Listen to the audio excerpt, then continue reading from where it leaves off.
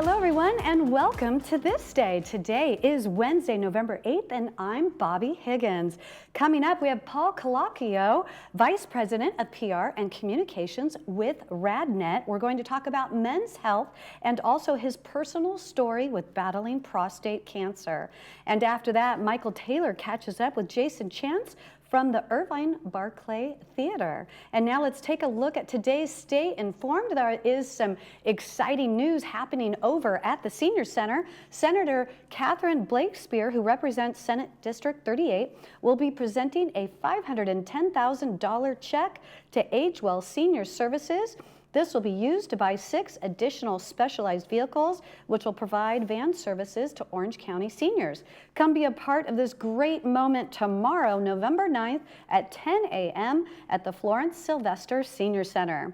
And now taking a look at the weather. Today it'll be sunny, warmer, and breezy. Santa Ana winds are expected for today and tomorrow. Today's high is 76 and it'll drop down to 51 tonight.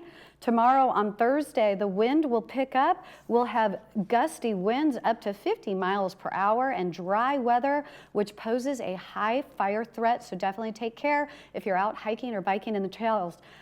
Thursday's high is 78 and the low is 57. On Friday, the winds will die down and it'll be pleasant with mostly sunny skies. Friday's high is 75 and the low is 53. Going into the weekend, on Saturday, there'll be plenty of sunshine with a high of 79 and a low of 55. On Sunday, it'll be mostly sunny with beautiful, brilliant sunshine and a high of 80 and a low of 58.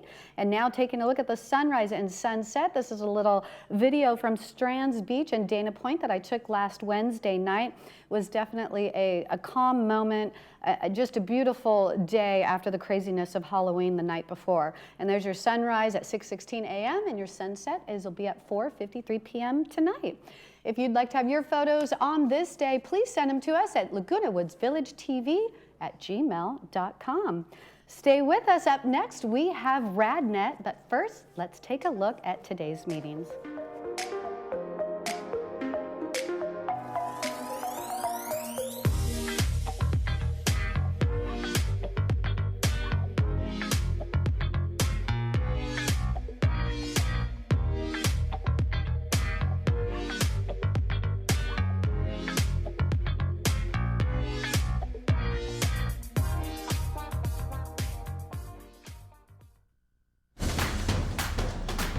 Irvine Barclay Theater is your home for the best in live entertainment. Here's what's coming up next. Elvira,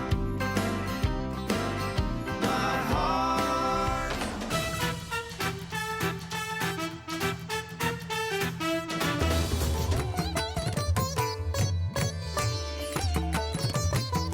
For tickets and information, visit thebarclay.org.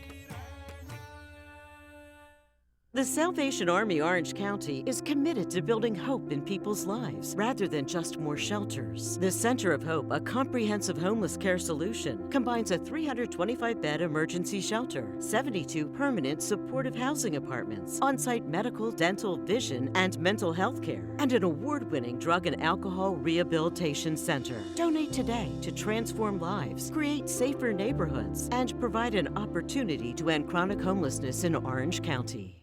If you're driven by an adventurous heart, you're in luck. The thoughtfully redesigned 2023 Subaru Outback shares your spirit.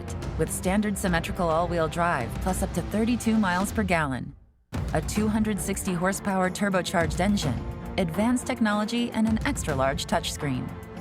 The 2023 Subaru Outback. Go where love takes you. Irvine Subaru. Buy online, just come in to sign. Get 2 years complimentary maintenance included on all new Subarus.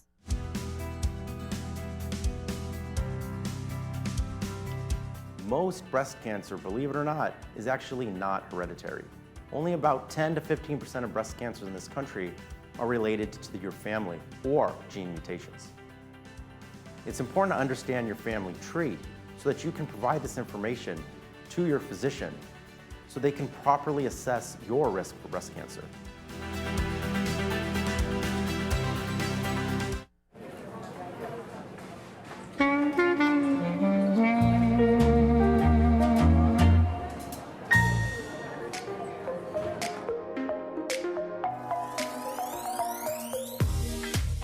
Welcome back to This Day. Joining me now is Paul Calacchio with RadNet. Paul, it's so nice to meet you. It's a pleasure to meet you too, Bobby. And so you have a cute little story. Sounds like your grandfather was quite the character, and with learning how to pronounce your last name. Yes, yes. It's no K in the Italian alphabet, so the C with the CH has the K sound. So he would say it's like Pinocchio. Calacchio, Pinocchio, but I like to defy him, so I said it was Calacchio. But he's long gone now, so I can be whatever I want to be. Aw, that's a cute story, and it's nice to these stories make us remember our loved ones, Yes, right? yes. So this month, here we are in November, Yes. Men's Prostate Health Month. And I know you wanted to educate us about that. I mean, prostate health should be on every man's mind. It should. It really should. You know, more men are dying from prostate cancer right now than women of breast cancer. Oh, wow. And it's very serious, and I just don't think men think about it enough to do anything. What is the prostate exactly, and like where is it in the body? What does it do? The prostate is between the bladder, I'm going to say this wrong. The prostate is around the urethra, and it's against the bladder. And it is what you need to have children. And if it's removed, some men become incontinent, some men experience erectile dysfunction. But it doesn't have to be removed anymore if you believe in early detection. You know, we go to the doctor. When you're 40, you should start getting a PSA test. PSA is a blood test. And that will show your level in the blood. And if it's elevated, then you would either be watched or the doctor would ask you to have an MRI, a prostate MRI, if it was that high. Okay. And no one is doing it. Everyone's ignoring it. And that's an easy urine test, you said? Or blood test? No. If you're urinating... For the PSA test? The PSA is a blood test. Okay. But with me, I was urinating a lot at night and during the day. And I told my doctor, I said, you know what, I'm still young. I'm in my early 50s. Why is this happening? And he said, well, you know, you're getting older, but we'll watch it. And it kept getting worse to the point I was losing sleep. I would be up 8, 9, 10 times a night, and I couldn't sleep. Wow. So he said, you know, let's do an MRI. I went to RadNet, had my MRI, and it immediately showed a palpable lump in the prostate, which is sticking out from the prostate. Okay. So they did an MRI-guided biopsy. Dr. Robert Princenthal, who was a friend of Laguna Woods here in media services, he said, Paul, he said, you know what? I think, you know, we need to do a biopsy now. So I did the biopsy, and the biopsy came back positive for cancer. Wow. So at that point, I needed to see a urologist and then go further testing and to confirm it. And I did indeed have cancer 8 places within the prostate. Wow. How did you feel mentally? Like, I mean, you must have been devastated to hear this. You're, like you said, your early 50s? Yep. Well, you know what? What affected me the most was that in my job as Vice President of PR for RadNet, I am interviewing patients. I'm getting patients on TV, doctors on TV, and now I was the one who was starting to be interviewed and telling my story, and it was just so bizarre for me to be the one sitting there telling the story of my cancer journey. I just never thought it would happen. Right. You're the person setting it up. Yeah. You're not supposed to be the person on the other side of it. Exactly. Yeah. Was there anything that someone ever told you or that you told yourself that kind of made the difference for you mentally in handling the cancer when you were going through it? Well, you know what?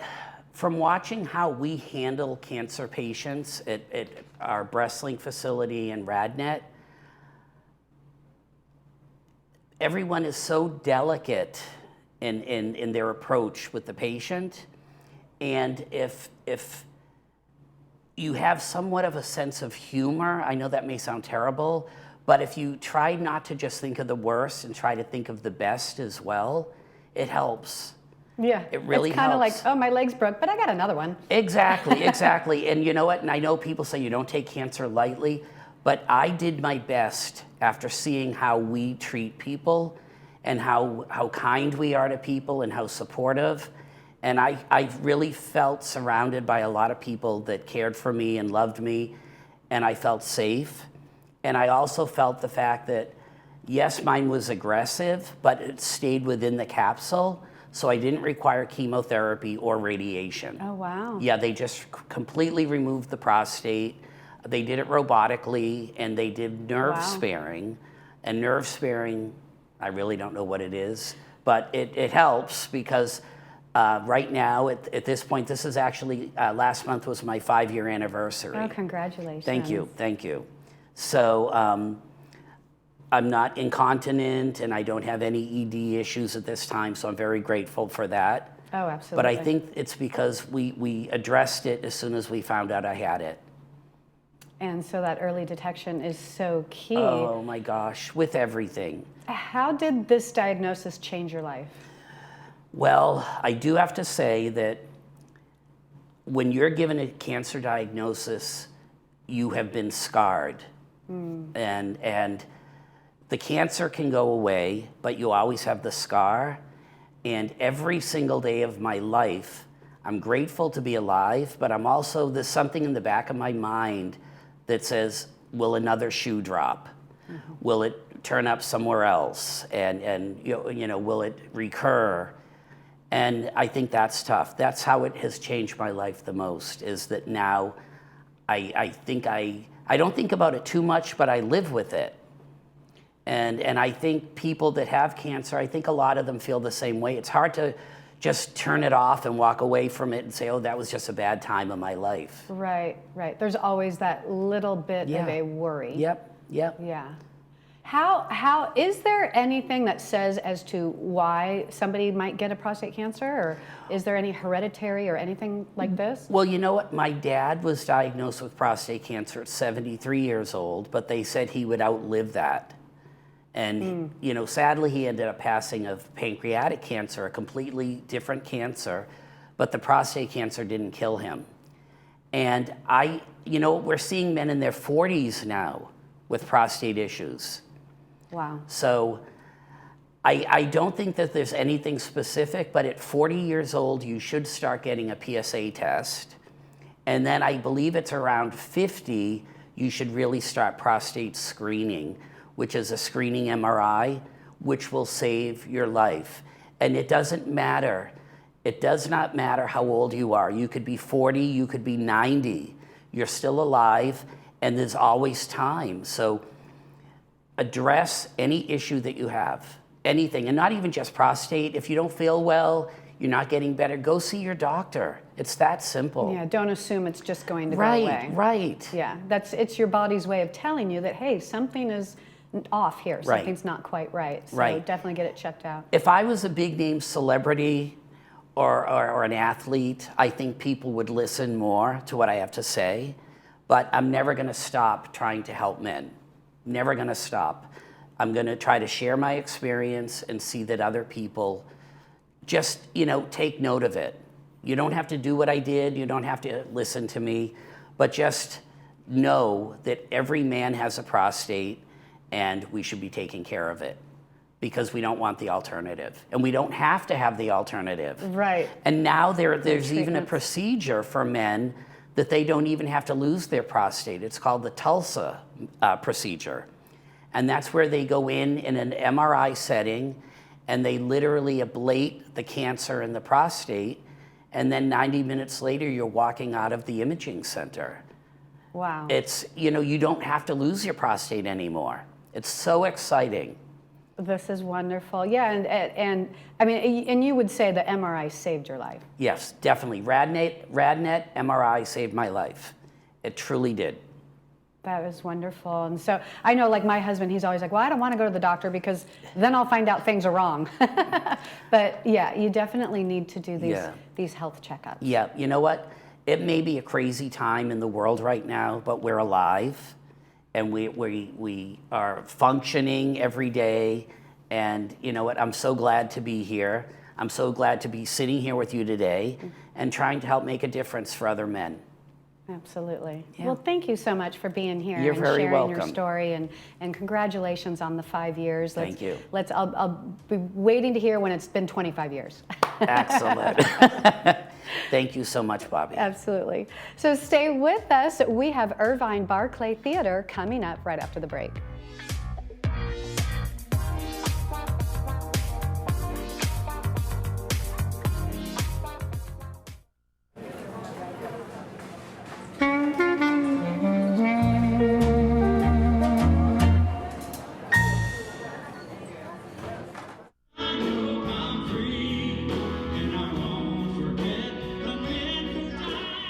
I want to welcome Jason Chance to the program. He's going to be performing with the Hit Men of Country at the Barclay Irvine Theater, and it's going to be coming up on November 10th, this Friday. And welcome to the program, Jason. Glad to be here. Very excited. So tell me a little bit about your background, how you kind of got started in the whole music business, then we'll try to jump into the folks on the Hit Men of Country. Absolutely. So, well, I live in Nashville, and I'm actually a Nashville native. That's a little unusual for musicians here. I guess it would be sort of like when actors move to Southern California. Most of the folks are not actually from there, but it's a similar thing for me, except I actually grew up in the business. I'm a third generation musician here in Nashville. My grandfather, Lightning Chance, was the staff bass player at the Grand Ole Opry for a long time in the 50s and 60s. And my dad, Barry, was a pretty prominent guitar player, played with Jimmy Buffett for a long time in the 70s and 80s, and a bunch of other artists. And so I just sort of grew up in it, and have had a chance to work with some amazing artists through the years. And that's why this Hit Men of Country idea that we'll get to is such an exciting thing. Yeah, so when you started out, did you ever see yourself kind of like doing this kind of thing, or did you have the dreams like a lot of folks have of, I'm going to be a hit country singer, I'm going to go out there and tour, I'm going to write all my own stuff? Did you do that for a little while before you started this route?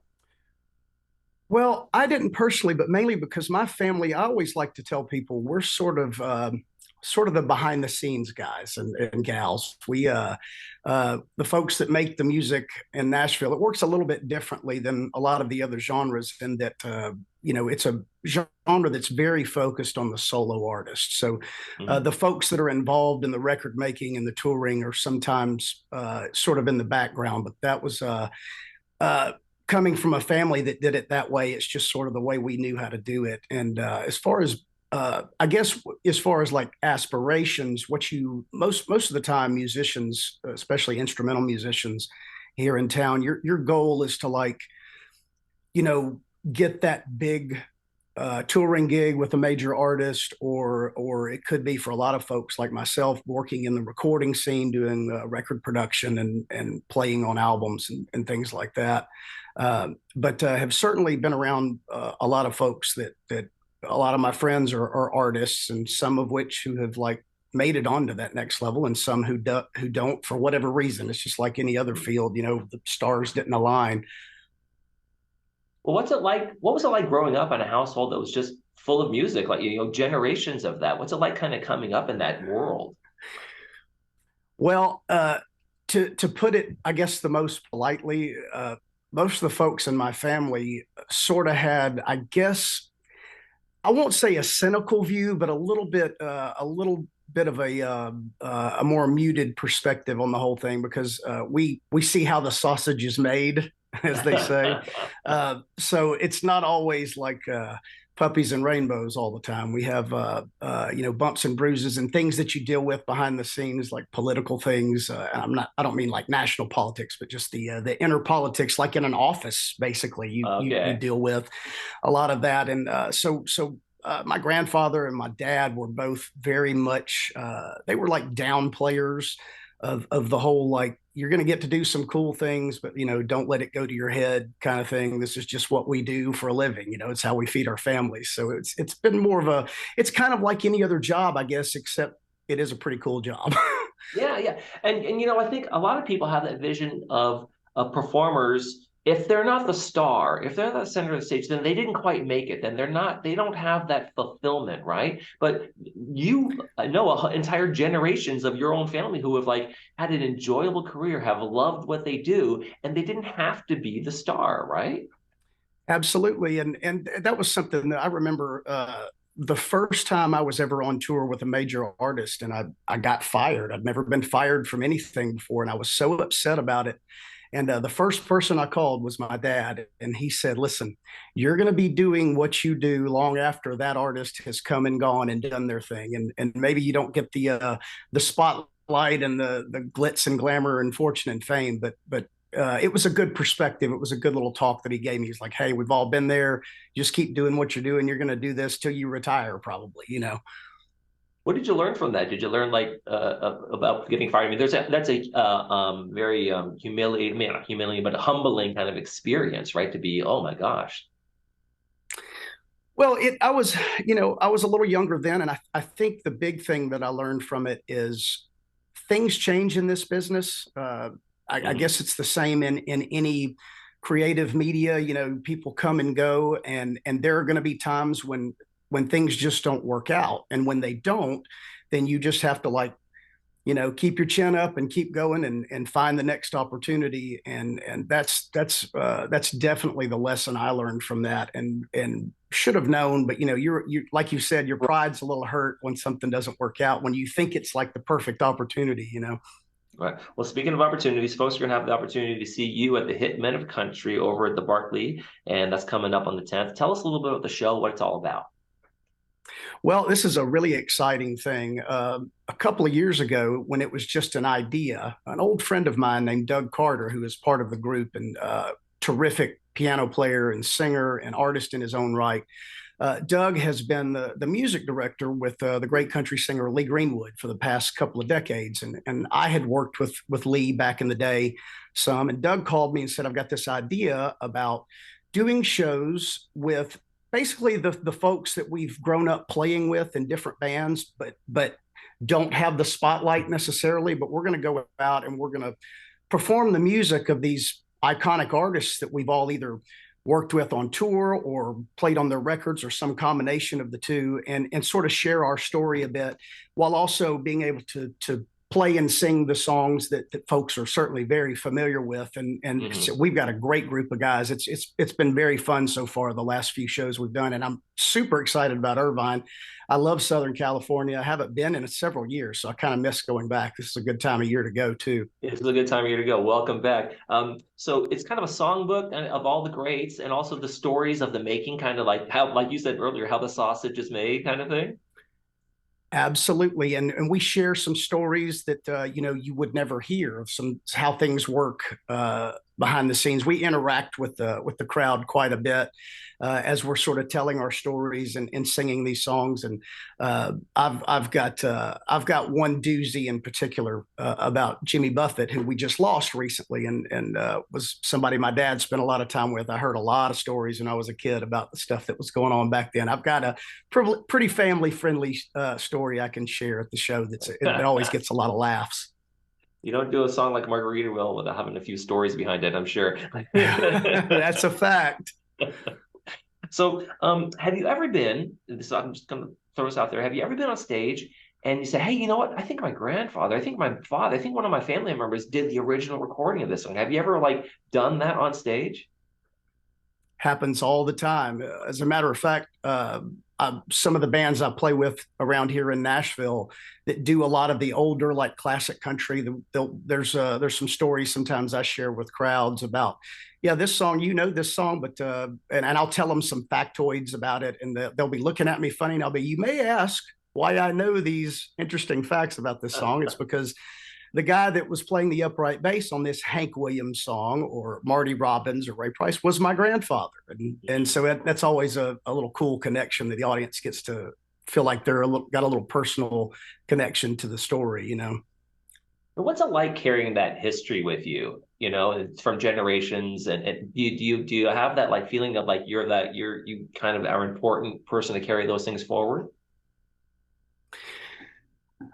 I love that you asked me this. This is something that this is something that I've shared with a lot of people throughout my career. I've got children of my own, and all three of my older kids. I also have a 5-month-old baby. My wife and I have here at the house, so he's not quite ready for it yet. But my older kids, they're all musicians in their own right, and the approach that I took with them was very similar to what my family did with me. It was never pushed on them. Like I always gave it the option. I'll obviously support you and encourage you, but if you want to do something else, don't feel any pressure that you have to do this. And when I was growing up, certainly there's internal pressure you feel when you've got family members that have been a part of like very notable recordings or tours or whatever. And there is some, you got to feel like you got to live up to it. But thankfully it was never, I always say my dad wasn't T-ball dad. He wasn't that like overbearing parent at the little league game that's like in the middle of everything. It was a little more hands off. And sure, there were things he would show me or experiences that he would share, but it was I try to take the same approach. I think that's the best way with kids, is to let them find their own way, and because I certainly was allowed to. Yeah. And I think if they see the joy in what you do, they can't help but see, wow, that look at what my father's experience, and look at my grandfather's experience, and see all that, and they can connect to that. Whether they want to pursue that or not, that's up to them, right? But Absolutely. Yeah. I mean, I tell them, I don't know, be a brain surgeon or something, support your old man when he's old, Right. So it's up to you, whatever you want to do. That's right. Well, I want to recap real quick. Hitmen of Country, the Barclay Theater. What should people expect to see when they get in there? They're going to, quite honestly, they're going to see a show of top-notch musicians that you're going to hear songs that you recognize, and they're going to sound mostly like the record, because a lot of us either played on them or were on tour with the artists that did them for a long time. And it's a fun, lighthearted show. Like I said, we interact with the crowd quite a bit, share stories. It's a very laid back, chill kind of vibe, but it's going to be a fun night of music. Super excited about the Barclay Theater. We've heard great things about the acoustics there and what a great venue it is. So it's going to be a fun time Friday night.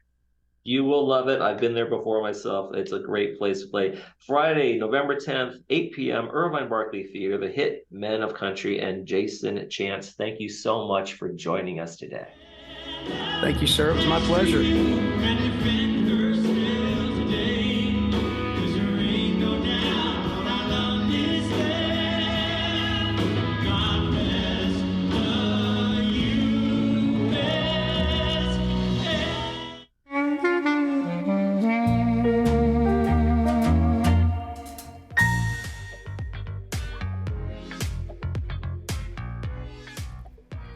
Let's take a quick look at the upcoming movies for this weekend. On Friday, the movie is Starbuck, and this is being brought to you by Hoag Medical Center. So check that out on Friday. And on Saturday, the movie is Going in Style, starring Morgan Freeman, and that's being brought to you by Saddleback Memorial Care. So some two great movies to look forward to this weekend.